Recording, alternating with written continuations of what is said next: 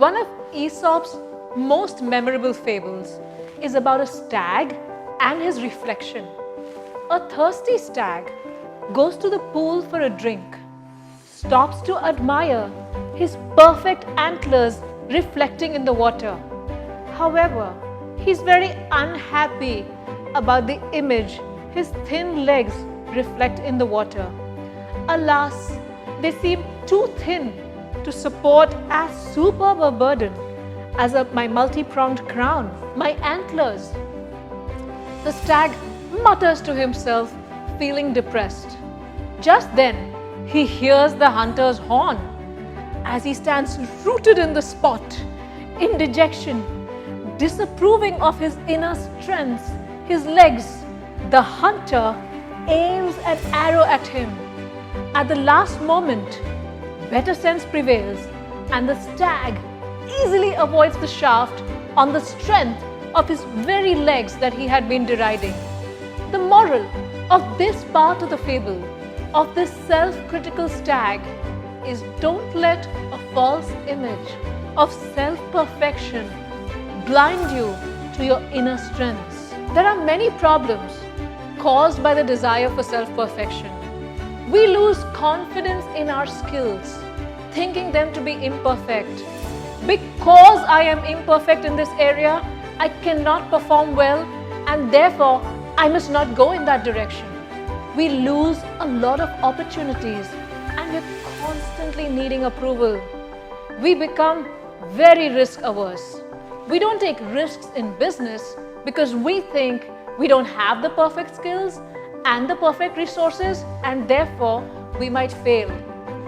Perfection can also make us very inflexible, drain us of our energy, because like the stag, we are constantly beating ourselves up. Perfection blocks progress. We don't make progress. We keep perfecting our aim, but we don't end up shooting. By the time we decide to shoot, our target has changed. The world would have already changed and our work becomes obsolete.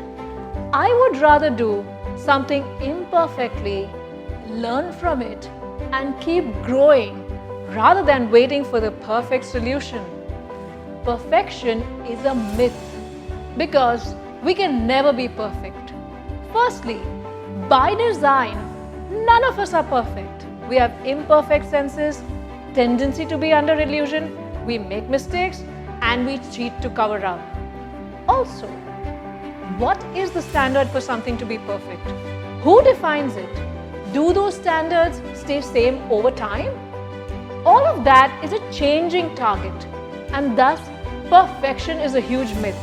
Now we make huge attempts to be perfect because we feel being wrong is a bad thing. We learned this while growing up. Love and appreciation seemed at a premium for the few who taught or did really well to please their teachers and caregivers. I would rather be accepting of my imperfections and polish my rough edges with love, rather than beat myself mercilessly over trying to follow this huge myth of perfection. I like to see myself as work in progress, and my projects also as work in progress. I would rather get active and do things than wait for the perfect plan in my head, because it is by doing I will learn what works and what doesn't work, and I will learn how to fix my errors. By accepting ourselves and having a healthy relationship with our imperfections, we grow, because from acceptance comes transformation. Let the desire for perfection energize you, but don't let it stop your progress. There is greatness within you, within each one of us, in spite of your imperfections. Shine now. Wish you all the very best. Thank you very, very much.